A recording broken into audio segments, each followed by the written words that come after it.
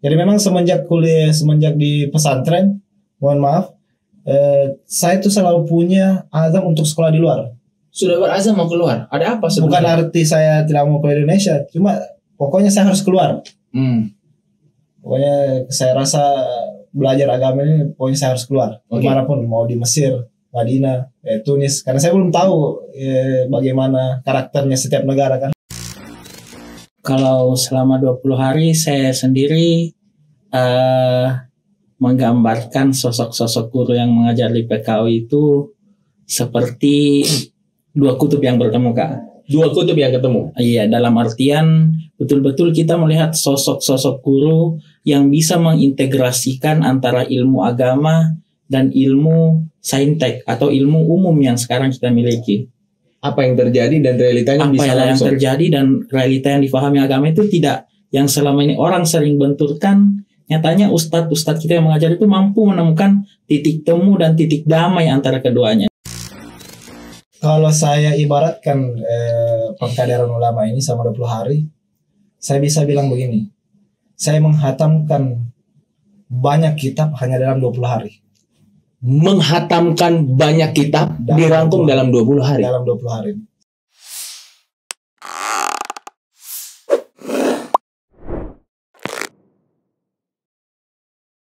Bismillahirrahmanirrahim. Assalamualaikum warahmatullahi wabarakatuh. Hamdan kasiran thayyiban mubarakan fi. Rabbi shrah li sadri wa yassir li amri wahlul 'uqdatam min lisani yafqahul qawli. Masih bersama saya Budi Kamrul dalam program acara Tanya Budi. Kali ini kami kedatangan tamu datang dari daerah. Alhamdulillah Majelis Ulama Indonesia Provinsi Sulawesi Selatan baru saja menyelenggarakan pendidikan kader ulama 2022, di mana tercetus dan sudah diwisuda sebanyak 24 kader ulama muda yang menghiasi atau mengisi keilmuan-keilmuan keulamaan di Sulawesi Selatan. Alhamdulillah di hari ini telah hadir perwakilan 3 dari 23 kader ulama yang alhamdulillah semua sudah diwisuda atau disematkan keulamaan kiai muda yang diemban kepada mereka masing-masing. Assalamualaikum warahmatullahi wabarakatuh. Waalaikumsalam. Alhamdulillah saya senang sekali teman-teman dari kiai muda saya ucapkan selamat sekali lagi kepada teman-teman dari program intensifikasi pendidikan kader ulama Majelis Ulama Indonesia Sulawesi Selatan. Saya ada perkenalkan terlebih dahulu.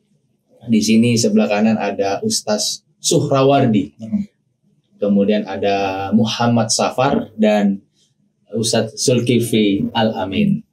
Oke, nah sekedar informasi bahwa pengkaderan kader ulama ini melalui seleksi yang sangat ketat. Saya sendiri yang filter atau melihat berkas-berkasnya dengan background keilmuan yang saya bilang ini luar biasa. Ada dari luar negeri, S1, S2, penghafal Al-Quran dan lain-lain. Pendaftar kurang lebih hampir 200 orang. Kemudian kami memfilter ini menjadi 24 karena ada sedianya 24, ada satu orang yang hari H mungkin berhalangan, jadi yang ikut 23 hari. Dan kemudian selama 20 hari atau 158 jam, setiap hari itu di Hotel Alauddin, setiap hari dari pagi sampai malam menimba ilmu atau belajar langsung daripada ulama-ulama kita. Mohon diceritakan terlebih dahulu ke masing-masing teman-teman bagaimana menerima informasi dan keinginan ikut mendaftar, serta bagaimana proses seleksi dan apa yang dipelajari di dalam proses pengkaderan ulama. Sama siapa dulu nih yang mau mulai? Ustaz Zulkifli? Kiai. Silakan diperkenalkan dulu nama lengkapnya dan kemudian background pendidikannya. Silakan Ustaz. Ya, bismillahirrahmanirrahim. Nama saya Zulkifli Al-Amin. Sekarang masih sementara proses menyelesaikan studi di Universitas Alauddin Makassar pada konsentrasi hukum Islam. Kemudian S2 S2. S1-nya di mana, Ustaz? S1-nya kemarin selesai di Universitas Al-Azhar Kairo Mesir pada tahun 2019-2020. Oh, LC dong berarti. Alhamdulillah. LC, oke. Kemarin pesantrennya di Sulawesi Barat di daerah Pambusuang yang memang pada dasarnya merupakan salah satu daerah yang kajian keislamannya kental dengan baca kitab dan lain-lain sebagainya. Kemudian proses mendaftar pada pendidikan kader ulama ini melihat bahwasanya urgensi pendidikan ini penting karena yang kita lihat bahwasanya di sekolah kita atau di kampus kita perlu dua hal, yaitu mungkin sisi teoristik dan sisi aplikatif. Teoristik dan aplikatif. Sehingga hal yang dan menjadi sisi aplikatifnya Ustadz daftar.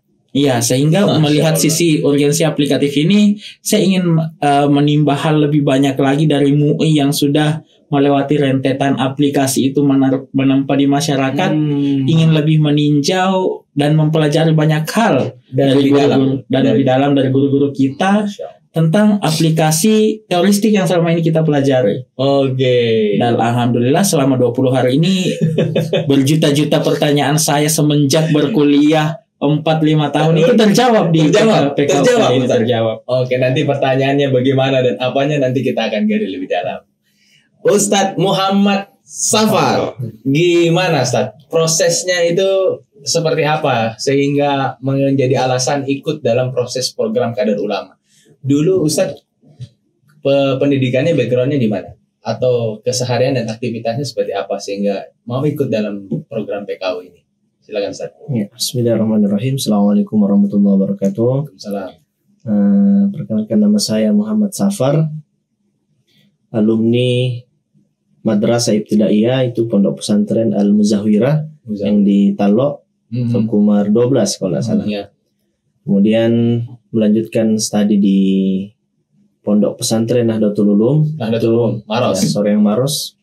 Pada saat itu pesantren almarhum Guru Tasana Sibaco. Ya. Itu mulai dari sanawiyah sampai selesai aliyah.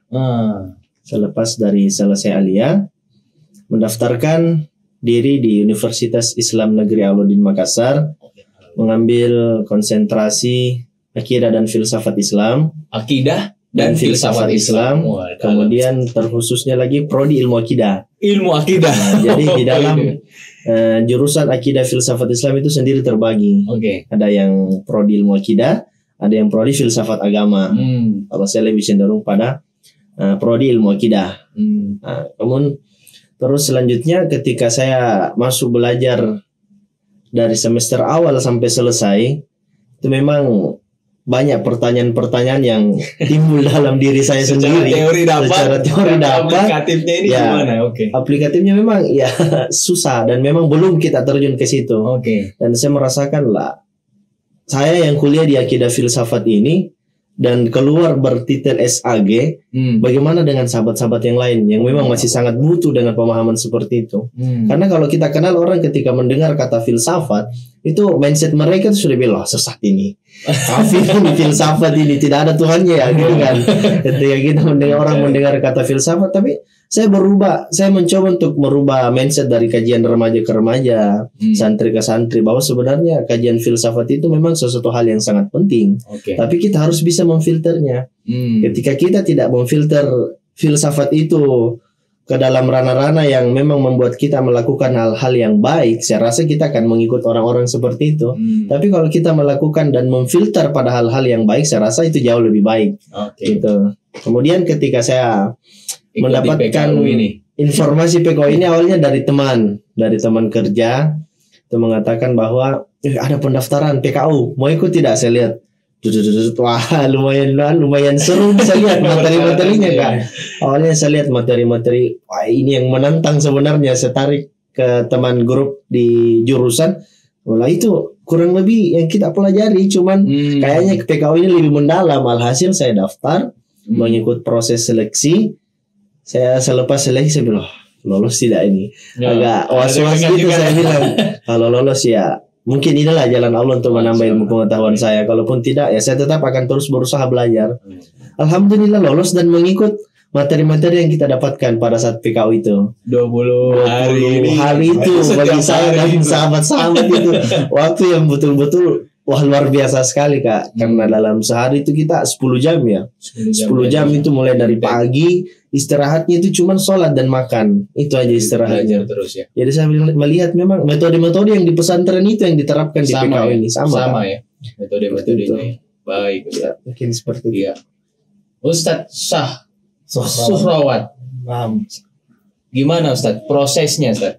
Jadi ikut mendaftar, kemudian masuk di dalam proses belajar, terus kemudian mau diceritakan background pendidikan Ustadz sampai tertarik untuk gabung menjadi kiai muda nih. Orang-orang bilang kiai muda. Gimana Ustadz Suhrawat?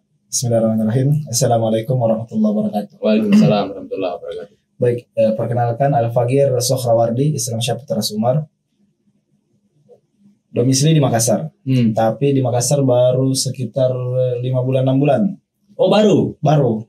Karena kemarin setelah lulus kuliah langsung diminta untuk memegang satu sekolah di Sulawesi Tengah.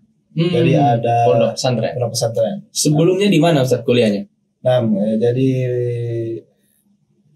Sanawiyah dan Aliyah itu pondok di Dede Mangkoso. Dede Mangkoso baru. Tamat dari situ, singkat cerita, sebenarnya mau ke Mesir. Mau ke Mesir tahun 2012. Oke. Tapi itu ketika itu lagi perang-perangnya. Husni Mubarak lagi perang-perangnya, jadi tutup tahun itu. Tapi sudah lulus? Belum tes malah. Belum tes malah. 1-2 hari langsung ditutup ya. Oke. Jadi memang semenjak di pesantren, mohon maaf, saya tuh selalu punya azam untuk sekolah di luar. Sudah berazam mau keluar? Ada apa sebelumnya? Bukan arti saya tidak mau ke Indonesia, cuma pokoknya saya harus keluar. Pokoknya saya rasa belajar agama ini pokoknya saya harus keluar. Dimanapun, mau di Mesir, Madinah, Tunis. Karena saya belum tahu bagaimana karakternya setiap negara kan. Oke. Jadi ketika itu tahun pertama lulus, langsung tembak ke Mesir. Oke. Tapi alhasil tidak sempat ujian, ditutup pendaftaran karena perang. Terus tahun selanjutnya mau ikut ke Madinah. Madinah itu ketika lulus setelah ujian belum diumumkan dulu hasil ujiannya. Nunggu setahun, ikut tes. Ikut muqabalah di UNEM. Waktu itu di UNEM sekitar 1 minggu, terus muqabalah. Hasilnya harus menunggu setahun dulu. Satu tahun ya. Jadi 1 tahun. Kalau ada hasilnya dulu kan belum menunggu 1 tahun, enak. Ini tanpa ada kebimbangan. Oke. Akhirnya berangkat ke Pare, belajar bahasa lagi. Ke kampung Pare, bahasa Inggris, bahasa Arab. Oke. Kediri. Di Kediri. Situ dapat informasi untuk tes Yaman. Ke Yaman. Yaman, Hadramaut. Waktu itu belum tahu apa itu Yaman. Bahkan belum pernah dengar sama sekali. Di Yaman. Yaman itu negara atau kota atau tempat atau universitas, saya tidak tahu itu apa Yaman. Oke. Saking polosnya waktu itu. Akhirnya diajak sama salah satu anak dari Kiai. Jadi ayo kita coba-coba tes ke sana. Daftar. Jadi saya berangkat ke sana. Karena saya sudah persiapkan tes Mesir, Madinah, jadi perlengkapan saya itu sudah lengkap. Udah siap-siap. Udah siap perang ini. Sudah siap belajar. Ijazah sudah di dengan lain. Daftarnya itu di sini atau ke sana langsung berangkat? Kalau kemarin tuh tes di Cirebon, dites sama dengan Habib Hasan Al-Jufri. Itu tes berkas dan tes wawancara saja. Tapi untuk tes kuliahnya belum. Jadi lolos dan lain-lain dari sini. Dari sini. Jadi Ustadz ini lulusan Universitas Al-Ahqaf Yaman. Jadi akhirnya ke Yaman. Ya, di sini saya lihat memang Yaman ini berarti Tarim ya. Tarim, nama kotanya. Nama kotanya di Tarim. Itu banyak. Negeri 1000 wali. Betul. Dan di situ ketika sampai di Yaman, saya flashback, saya mungkin kenapa tidak diterima ke Mesir. Kan sempat ada kecewa juga. Betul. Akhirnya ke belakang ya. Apa yang akhirnya rasakan? Bisa mengerti bagaimana hikmah itu ketika Allah tunjukkan di Yaman. Sudah dapat semuanya. Nah, jadi artinya Allah memang selalu punya hikmah Di setiap Punya kejadian-kejadian yang menurut manusia saat itu mungkin belum baik, tapi ternyata hikmahnya Allah, ada di belakang. ternyata Allah Kenapa siapkan. Ustadz akhirnya ikut mau untuk gabung dalam program intensifikasi kadar ulama?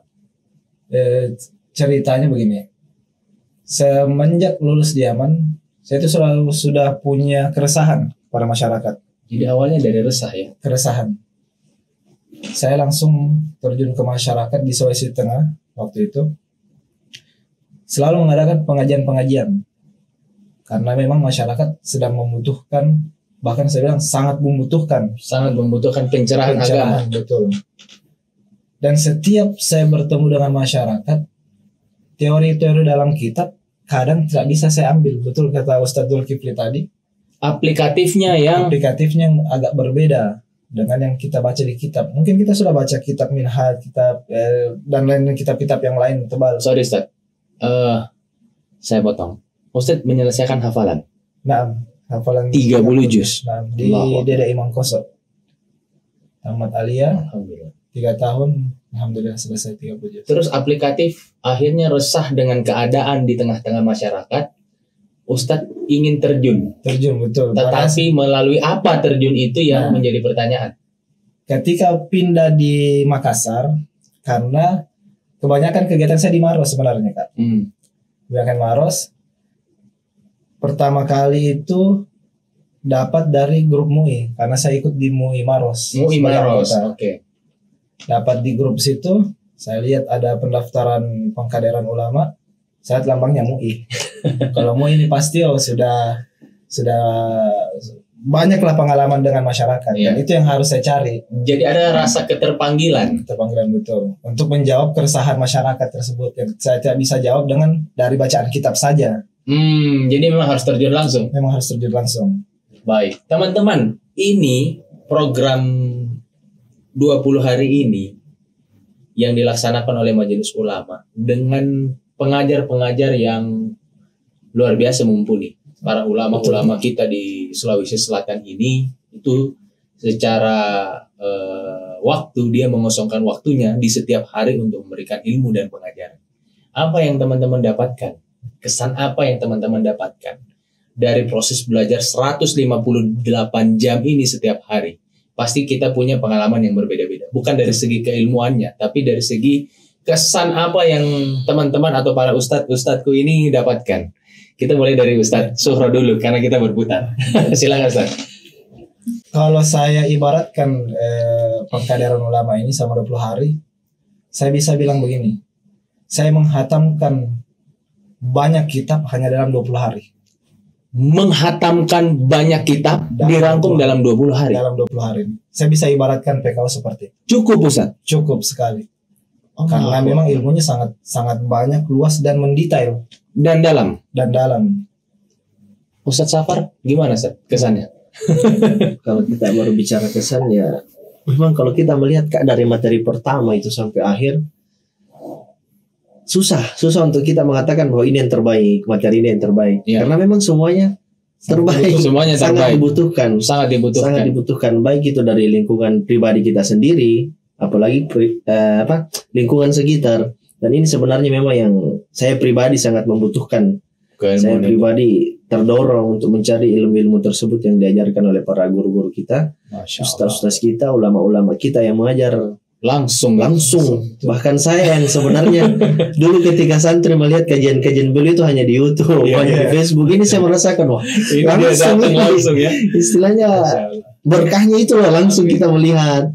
Saya bilang luar biasa. Itu yang saya rasakan Kak. Dari mana Ustaz Zulkifli? Kalau selama 20 hari saya sendiri menggambarkan sosok-sosok guru yang mengajar di PKO itu seperti dua kutub yang bertemu Kak. Dua kutub yang ketemu? Iya, dalam artian betul-betul kita melihat sosok-sosok guru yang bisa mengintegrasikan antara ilmu agama dan ilmu saintek atau ilmu umum yang sekarang kita miliki. Apa yang terjadi dan realitanya bisa langsung. Apa yang terjadi dan realita yang difahami agama itu tidak yang selama ini orang sering benturkan. Nyatanya ustadz kita yang mengajar itu mampu menemukan titik temu dan titik damai antara keduanya. Contohnya mungkin Apa contohnya? Bernegara dan beragama yang sering orang benturkan. Nyatanya orang sering benturkan, padahal ini semua adalah titik menuju kedamaian, ketenangan kehidupan sebenarnya. Hanya sering disalahpahamkan saja, sering tapi dibentur-benturkan, ditabrak-tabrakan. Betul sekali. Padahal sebenarnya ada titik tengah, ada jalan tengah dengan agama kita ini menjadi jalan tengah, atau moderatnya dengan jalan tengah agama kita ketemu dari sini. Iya, jadi itu yang saya lihat selama kurang lebih dari 20 hari, bahwasanya ulama Sulsel kita ini sangat luar biasa dalam mengintegrasikan ilmu agama ini masuk ke dalam kehidupan kita bersosial di Sulawesi Selatan khususnya. Baik Ustadz. Kemudian pertanyaan yang selanjutnya, ini mengenyam status sebagai kiai muda. Setelah disematkan wisuda kemarin ini, mungkin menjadi tanggungan atau beban tersendiri yang disematkan kepada ustadz-ustadz dan teman-teman peserta PKU. Pertanyaan saya adalah, dengan tanggung jawab itu, apa goals atau langkah apa yang ustadz-ustadzku harapkan atau ingin lakukan setelah mendapatkan keilmuan ini? What next journey atau langkah apa yang ustadz-ustadzku harapkan, inginkan ke depan sebagai bukti bakti kita di tengah-tengah masyarakat? Ilmunya sudah ada dienyam di pendidikan pesantren, kemudian di PKU ini diintensifikasikan kembali, tetapi kita butuh outputnya. Nah, outputnya ini masyarakat butuh. Pada aspek apa dan apa yang Ustadz ingin lakukan? Langkah apa yang Ustadz ingin lakukan? Kita kembali ke Ustadz Zulkifli dulu nih. Silakan Ustadz. Kalau dari sisi saya memandang, saya sebenarnya punya 2 goals dari yang saya hasilkan selama perenungan, baik itu belajar PKU selama ini atau tidak. Yang pertama mungkin dari sisi adalah mental health-nya pada generasi kita, atau mental illness. Isu mental. Karena kenapa Ustadz menganggap isu mental ini? Karena sejatinya agama kita hadir awalnya dengan kepercayaan atau keyakinan.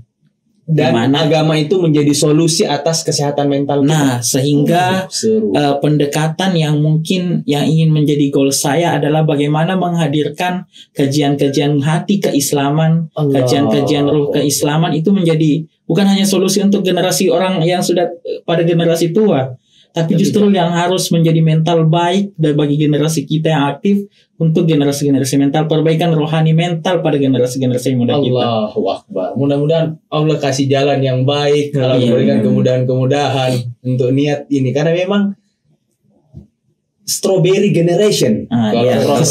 bilang ini perlu diperhatikan dari sudut agamanya. Kita mau dakwah atau apa, terjun langsung dari situ atau menyuarakan ini lebih selain melalui dakwah, saya rasa lebih kepada mungkin memberikan edukasi, bimbingan, serta baik itu sesi tanya jawab atau pengarahan.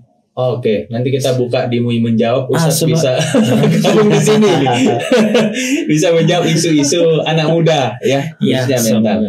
Mudah-mudahan. Ustadz Safar, gimana Ustadz harapannya? Harapan saya selepas dari pengkaderan ini, memang kemarin sempat sharing sama teman-teman, bahwa selepas daripada pengkaderan ini kita mau apa? Kita mau ngapain keluar? Apakah kita keluar hanya sekedar sudah kiai ini ya kayak gitu? Tapi karena kan bukan seperti itu. Sebenarnya itu menjadi doa buat kita. Amin. Ketika kita disematkan menjadi doa seperti itu, maka sebenarnya yang harus kita lakukan harus lebih peka lagi terhadap sekitar. Saya tidak perlu terlalu jauh memikirkan yang di sebelah sana, tapi lingkungan saya pribadi. Tempat tinggal. Dari keluarga. Dari istri dan anak. Saya pribadi seperti itu, lebih terapkan kepada keluarga kecil, kemanfaatan keluarga kecil, lalu ke keluarga besar, lalu keluar seperti itu. Karena memang sangat penting Kak, pemahaman pelajaran seperti ini yang kita dapatkan ketika tidak ditransfer dan tidak mengajarkan lagi, terus mengajarkan, maka itu akan hilang. Ilmu ini akan hilang. Maka kita tidak akan mendapatkan apa yang dimaksudkan Rasulullah, yaitu amal jariah. Itu sebenarnya yang saya tanamkan kepada keluarga-keluarga, dan harapan saya bisa seperti itu. Amin. Semoga insya Allah mudah-mudahan dengan dampak dari PKU ini dari keluarga kecil, tetangga, kemudian lingkungan di sekitar, kemudian masuk lagi yang lebih luas ke dampaknya untuk memperbaiki kehidupan umat. Ustadz Sukro, apa harapan goalsnya atau langkah apa dari PKU ini yang akan dilakukan? Baik, mungkin itu tadi berangkat dari keresahan, karena saya memang sudah punya beberapa majelis di beberapa kota. Dan itu saya selalu menjadi keresahan begini, masyarakat ketika dia mempunyai sakit, misalnya ketika dia sakit gigi, contoh hal kecil, mereka sudah tahu kalau saya sakit gigi saya harus datang kemana, itu dokter spesialis gigi. Misalnya kalau dia punya penyakit dalam, dia tahu dokter penyakit dalam yang harus saya datangi. Tapi berbeda ketika dia punya masalah-masalah agama, masalah rohani. Betul. Dan ini yang bisa menjawab bukan orang-orang sembarang pasti. Betul. Tetapi yang jadi masalah, masyarakat tidak tahu harus lari kemana. Bingung. Kebingungan Makanya, itu ya. Yang ada di masyarakat, betul, puskesmas, pusat kesehatan masyarakat, betul, tapi batinnya, jiwanya, fisiknya. Ya. Tetapi tidak ada pusat kesehatan rohani ya, untuk betul, keagamaan kita. Makanya saya kemarin sharing-sharing dengan teman bahwa kita ini, kalau bahasanya Gus Baha begini, harus memaklumatkan diri. Bukan dalam konteks ria atau bagaimana, tapi untuk membantu masyarakat bahwa ketika dia punya masalah, solusinya di sini. Jadi kita datang untuk menjawab keresahan masyarakat, kebutuhan masyarakat tentang sakit rohaninya itu, masalah-masalah agama. Mau dikonsultasikan ke siapa, bagaimana jalan keluarnya, dari sudut pandang agama ini perlu hadir di tengah-tengah masyarakat ya. Kalau perlu di perkecamatan lah ceritanya. Jauh lebih. Makanya bisa hadir ada tokoh yang ada di tengah-tengah masyarakat yang bisa ditanyakan langsung dan bisa langsung dapat solusinya dari situ. Semoga dengan hadirnya PKU ini, isu-isu ini kita bawa, Ustaz. Kita akan bawa, kita coba untuk ke komisi-komisi bahwa memang masyarakat perlu pencerahan-pencerahan secara rohani yang langsung hadir di tengah-tengah masyarakat. Dan itu saya katakan kepada pengurus masjid ketika saya ini, setiap masjid itu minimal 1 bulan harus ada seorang ahli yang datang untuk menjawab permasalahan-permasalahan di masjid itu, atau paling tidak masyarakat di sekitar situ. Ya, moga-moga lah kita dari kiai-kiai muda ini bisa ikut terlibat dalam hal-hal tersebut. Insyaallah. Baik Ustaz. Untuk pertanyaan selanjutnya nih Ustaz, kita kemarin sudah melalui proses dan tahapan. Alhamdulillah dengan wisuda tersebut, artinya MUI secara kelembagaan hadirnya anak-anak muda nih saya lihat. Usianya kelahiran 98 di 25 semuanya. Bahkan ada yang 2000. 2000. Berarti umurnya 22 tahun. Ini berarti ada sesuatu hal yang diisi. Artinya selama ini kita lihat ulama adalah golongan tua. Ini sekarang akhirnya muncul kiai-kiai muda. Dan saya lihat profilingnya semuanya ini luar biasa. Penghafal Al-Quran, rata-rata kuliah di luar, mengenyam pendidikan, dan lain-lain. Ini berarti sebuah pencerahan baru.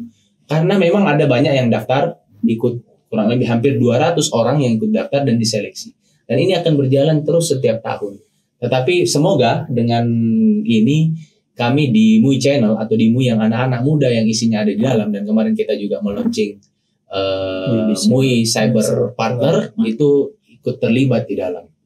Terima kasih banyak Ustadz-Ustadzku, semoga ini dapat memberikan inspirasi karena ketiga Ustadz ini perwakilan. Sejatinya kami harus memanggil 23 orang, tetapi bukan berarti ini yang terbaik atau ini yang unggul, tidak, tetapi ini adalah perwakilan karena memang keterbatasan ruangan dan fasilitas yang ada, tetapi tanpa mengurangi rasa hormat kepada teman-teman yang ikut di PKU. Semoga ini bisa menjadi semangat perjuangan baru. Jangan sungkan-sungkan Ustadz untuk kita terus berkoordinasi di daerah, serap dan hadirkan kepekaan seperti yang Ustadz Sukro sampaikan, hidup ada di dalam dan kemudian kita menghiasi dinamika-dinamika yang terjadi di tengah-tengah masyarakat.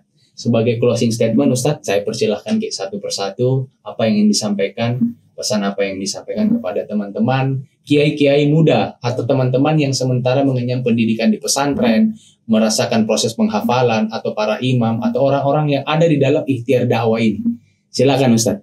Ustaz Sukro dulu atau Ustaz Safar dulu. Ustaz Safar belum pertama. Silakan Ustaz. Ya, kalau saya berbicara tentang kesan dan pesan terhadap adik-adik kita, nanda-nanda kita atau sahabat-sahabat kita yang sekarang sementara belajar, sementara berjuang di pondok pesantren maupun sekolah-sekolah agama, ya yang saya ingin sampaikan bahwa jangan pernah lelah, jangan pernah merasa bosan, jangan pernah merasa bahwa sudah mideh, jangan, karena sejatinya kalau kita mau mengkaji agama kita sendiri, itu agama Islam itu sangat luas.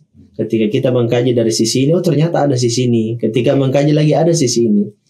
Kan tetapi ketika kita sudah mengkaji semuanya dari sisi sana dan sini, kita akan merasakan memang bahwa ternyata agama kita itu agama yang damai, Amin. Agama yang sejuk, agama yang santun, dan ini sebenarnya menjadi tanggung jawab buat generasi-generasi selanjutnya. Amin. Itu jangan pernah lelah dan jangan pernah putus asa dalam menuntut ilmu. Baik, Ustadz Zulkifli Al-Amin, silakan. Kalau dari saya mungkin pesan kepada sesama mungkin seangkatan ataupun kepada kita sebagai pembelajar muslim, ada pernah dikatakan, saya sering mendapat nasihat seperti ini dari masyaikh saya di Mesir, man taraka syai'an lillah awadahullahu bi khairin minha. Orang yang berani dengan ikhlas diri, dengan sungguh-sungguh meninggalkan suatu hal karena untuk berjuang di jalan Allah, untuk memperjuangkan agama Allah, itu pasti digantikan bi khairin minha, dengan hal yang lebih baik yang akan ada di dalam hidupnya. Sehingga dalam hidup kita sejatinya sebagai seorang muslim atau sebagai generasi milenial Islam, generasi selanjut penerus stafet umat ini, Islam tidak mungkin terlepas daripada 3 prinsip yang harus diisi kita sebagai generasi muda. Yang pertama ada pada titik berilmu, yang pastinya. Yang kedua ada pada titik berakhlak, sebagai sebuah etika. Dan yang terakhir yang tidak mungkin dan pasti kita lepaskan adalah peduli. Sehingga 3 poin berilmu, berakhlak ini dan kepedulian menjadi pondasi mental untuk selalu kita bangun. Selama proses kita berilmu, kita juga belajar berakhlak. Tapi di samping itu kita juga belajar untuk peduli dan peka terhadap lingkungan sosial. Baik Ustaz. Ustaz Sufro, silahkan. Untuk statementnya, paling terakhir saya kutip dari guru saya, Guru Wahab Zakaria. Dia pernah bilang begini, berkhidmatlah engkau kepada agamamu, pasti engkau akan beruntung. Pasti akan beruntung. Kita tahu dunia dakwah itu tidak selamanya di atas, tidak selamanya juga di bawah. Tidak ada yang duka yang mendalam dan tidak ada suka yang terlalu tinggi. Artinya pasti ada dinamika naik turunnya. Tetapi ujung dari semua itu pasti keberuntungan. Kalau tidak didapatkan di dunia, pasti di akhirat. Ujungnya adalah keberuntungan. Baik. Terima kasih banyak Ustadz-Ustadzku, para kiai muda, kadar ulama program pengkaderan kadar ulama Sulawesi Selatan. Semoga Allah Subhanahu wa taala senantiasa memberikan kesehatan kepada kita semua, memberikan kekuatan dalam berdakwah serta kemakmuran di negara kita, dan para ulama-ulama, guru-guru kita yang terdahulu yang telah memberikan ilmu, memberikan kemanfaatan buat kita dapat perjuangkan, kita dapat tebarkan lagi kemanfaatannya. Terima kasih banyak atas kehadiran Tak. Semoga kemanfaatan dan kedampakan kita di tengah-tengah masyarakat ini memberikan hal yang signifikan yang dibutuhkan oleh masyarakat. Baik, terima kasih banyak kepada pemirsa atau penonton di Majelis Ulama Indonesia Channel. Apa yang kami ikhtiarkan, apa yang kami telah sampaikan, semoga memberikan dampak dan manfaat. Kita akan ketemu lagi di program atau segmen-segmen selanjutnya. Assalamualaikum warahmatullahi wabarakatuh. Waalaikumsalam warahmatullahi wabarakatuh.